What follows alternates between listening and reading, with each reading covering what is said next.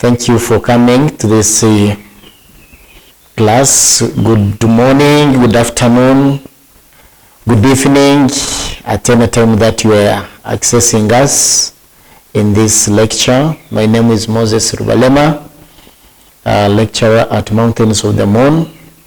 Today I'm going to take you our course unit, comparative education and contemporary issues, majorly to cater for our in-service students and those online students who can access our material.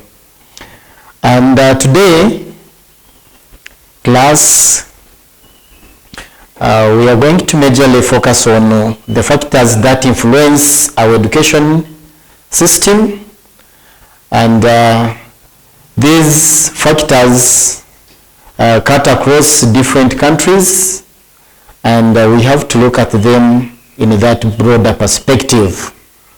But for today, we'll majorly hint on the factors that influence our education system, and that is Uganda. So, the major factors that are at play in as far as influencing our education system range from natural factors, political, socio-economic factors, as we shall be looking at them.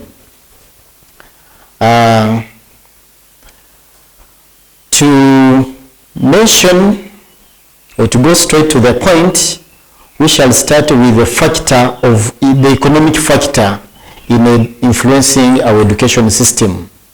When we talk of the economic factor, what are we referring to? The economics of the country reflects the resource envelope of a country. How big or how small the resource envelope is in as far as resources are concerned. So the economic factor plays a very big role in influencing our education system in the following ways. One, the planning unit in the Ministry of Education and Sports is sometimes lagging behind because of the limited resources. Hence, our educational plans merely remain on paper without implementation. What does that mean? Our resource envelope is not that favoring in as far as education and other infrastructure of ministries are concerned. So the limited resource envelope hinders our education system. Then the economic factor also influences the type of infrastructure that is to be made or to be available in schools, institutions. For example, the type of classes to be constructed, the science laboratories, the ICT laboratories, the accommodation of teachers, all that depend on our resource envelope. When our resource envelope is not enough, all that is likely to be of poor quality, or sometimes they don't even exist. And sometimes you see them in the coverage from different media platforms. The economics of the country determines the curriculum or the type of curriculum. For instance, setting up the vocational technical schools, which are purely science or skill-based, require some huge amount of money. And when the resource envelope is not that favoring, the curriculum remains bookish in that people only tend to do theoretical education, and that affects our education system. The economic factor also influences or determines our education system in that it is a major play in determining the teachers' salaries and the conditions of service.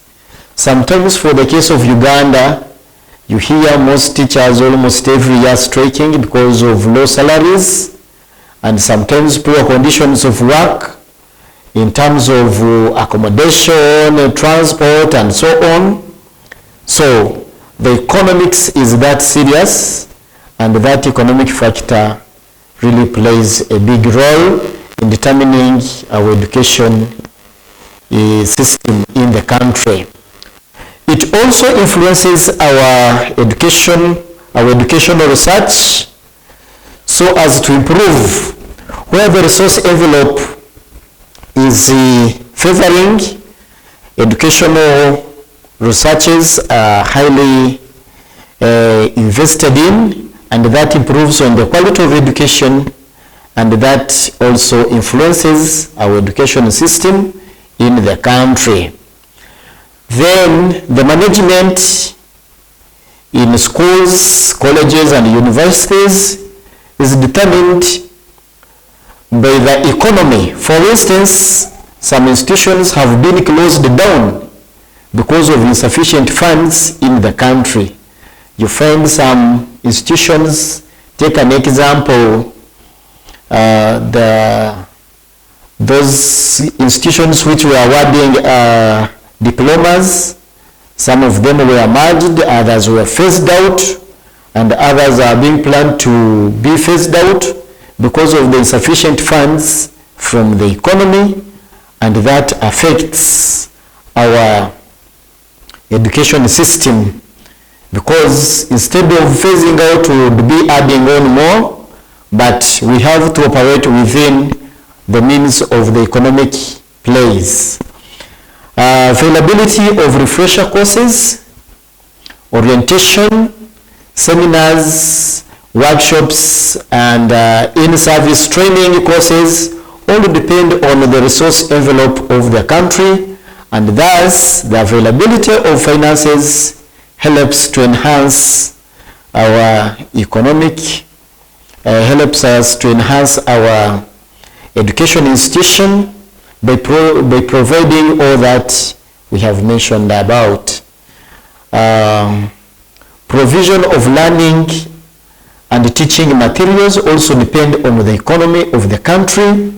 For example, the teaching and learning materials all are varied due to availability of resources, and if the resources are not enough, we normally tend to be limited, and that affects our teaching and learning at all levels of education. What we have to note, colleagues, is that the economy, once it is operating under insufficient funds, then all the above mentioned factors will be insufficient. And if the economy is doing well in terms of resources and resource availability, the education system is likely to improve, and the quality of teaching and learning also improves. Here we can say, what if the economy is poverty-ridden? Then the following consequences are likely to come in. For instance, most of the resources are likely to come in inadequacy. For example, inadequacy in budgeting allocations in education sector due to low resource envelopes. Low salaries and wages also come on due to low resource envelope. Poor conditions of work or service also come in as a result of inadequacies in finance resources. Then imbalances in the distribution of educational resources and institutions, that one come as a result also of low economic performance. Then unsuitable or irrelevant curriculum, the so-called bookish, where people do a lot of theory and people don't go in for technical education, which require a lot of training and a lot of resources, also come in as a result of limited resource envelope. And that one also leads to wastage in education, as reflected by high dropout and repetition rates among students, because once the teaching and learning is not well facilitated, the students are likely to drop out, and that creates wastage, because at first the economy or the state invests in it and people end up not completing. That leads us to another factor that influences our education system in our country, and that is the religious factor. We need to look at how religious factor influences our education system. Religious factor is very important in determining the type of education in our country, as we can see that so many countries emphasize it more than others, but it is more present in Uganda. Religious factor, therefore, influences our education system in Uganda in the following ways. One, more education institutions in Uganda serve as worship places, and therefore they can as well act as churches, mosques, temples, etc. That is very vivid when you go to every church-founded school. You will find there a chapel, a mosque, or some days they are praying even in those classes, those which don't have designated areas, and you find the whole school is acting as sometimes a church, a mosque, and so on. Then religion also influences the establishment and distribution of educational institutions. For instance, the Catholic founded, the Protestant and the Muslim founded institutions. You find that in communities where these people are dominating, you will find there at least an educational institution, and that therefore influences our education. So where you find a Muslim founded school, it is quite evident that you automatically say the people around there are Muslim, because the school found there is Muslim founded. Then the religious factor also determines the financing of education, whereby most schools are funded, which are founded and funded by the religious bodies, and this is one way. This in one way or the other affects the quality of education in Uganda.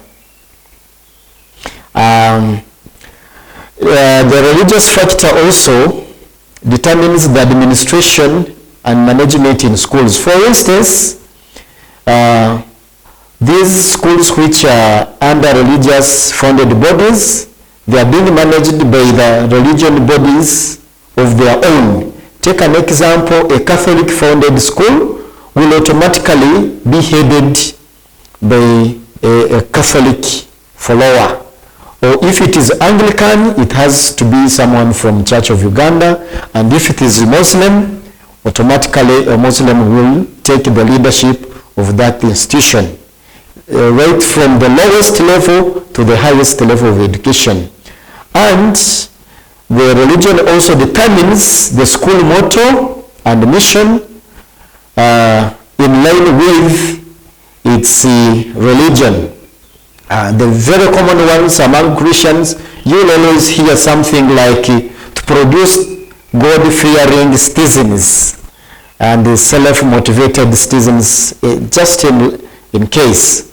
So God-fearing, Allah, those things and those mottos are being influenced by the foundation of the school. Then offering the scholarship also depends on the influence of the religious beliefs of an individual.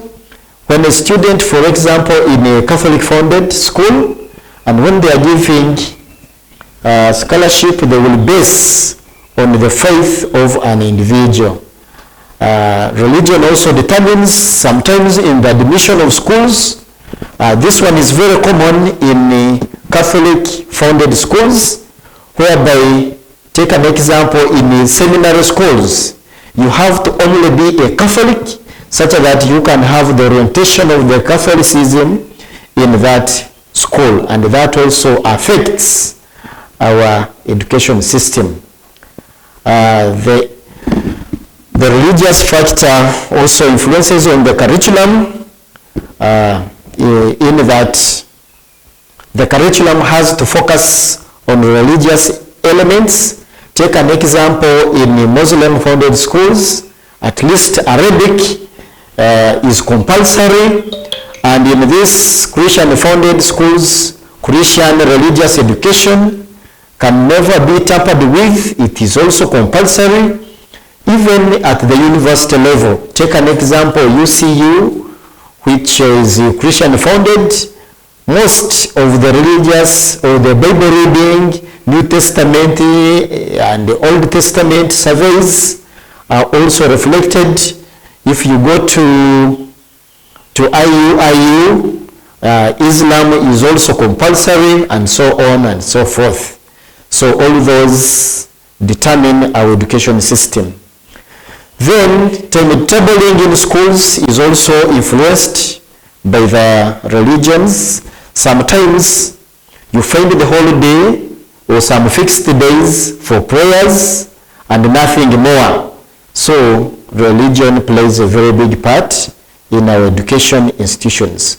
Then recruitment and staff promotion in institutions, in most cases, is based on religion, especially where the staff is working from. And if, for instance, staff is from an Anglican, when they are promoting, they first base on the faith, and they promote that individual from their exact faith. Religion also plays a very big part in determining the foundation body, in that the people in that foundation body tend to dominate. Take an example, if it is Muslim, they take a bigger percentage in the management of that school. Colleagues and my students, as of now, let us stop here. We shall continue in the next lecture as we continue with the factors that are affecting the education system in our education